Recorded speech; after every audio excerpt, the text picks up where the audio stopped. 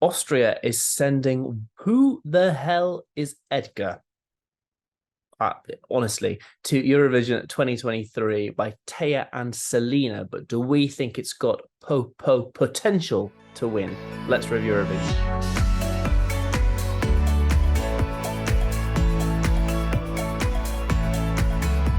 So never in a million years, if this time last year, if you'd said next year there's going to be a song about getting possessed by the spirit of Edgar Allan Poe at Eurovision 2023, barely anybody would have believed you. But yep, here we are. It's Austria's choice. They've had a rough few years, haven't qualified since 2018, but will they do it this year? They're sending Teya and Salena to Liverpool. Let's have a little listen.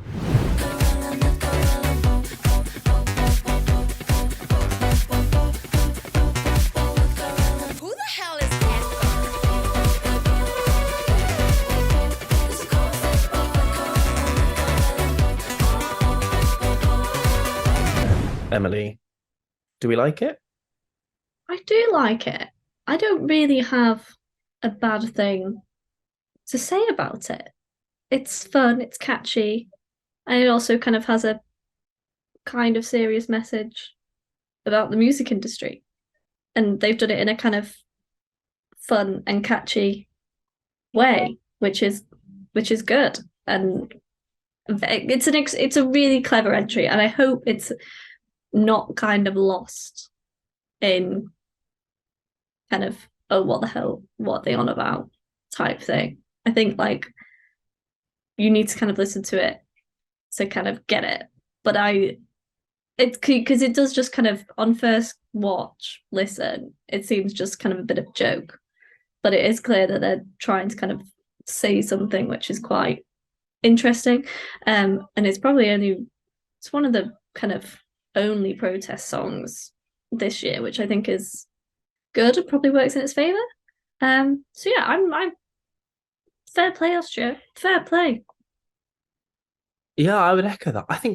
I would go even stronger, actually. I think it's genius, like actual genius. I was very, very skeptical when that crystal ball thing released the snippet. I thought, oh my God. I was genuinely terrified that satire and just taking the piss was back. And we haven't had much of it in the past few years. We've managed to weed that out of Eurovision quite well. And I was a bit worried that Austria had taken their few non-qualifications to the point of thinking, okay, let's take the piss. But actually hearing the full version, it is genius. And this is satire and novelty done right. It's among the best of its type that we've ever seen at Eurovision because it's so clever. The lyric, it's catchy. It has a meaning, as you say. It's really clever commentary on the music industry and there's almost the death of quality in culture to the point that we now are just obsessed with making money out of things rather than actually making things quality and making it well. It's all about the sort of the disposability of modern life almost, and it incredibly, and actually I got that on first listen. I didn't read anything about it first. I actually got that satire and got what it was trying to say on the first listen, which is quite impressive if you're just listening to it and there's no music video to sort of read the meaning into. So I think it's very, very well done. It's funny, it's entertaining, but it also packs a punch meaning wise. My main concern is the whole point of the song is set up within that first 10 or 15 seconds.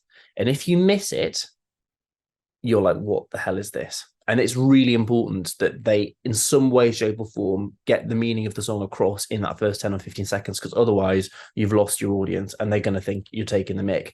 And it is taking the mick to an extent because it's not a normal subject matter, but it is also, it does mean something. So I hope they find a way of staging it properly so that it's not that meaning is not lost on people. But I think this is a fantastic entry from Austria.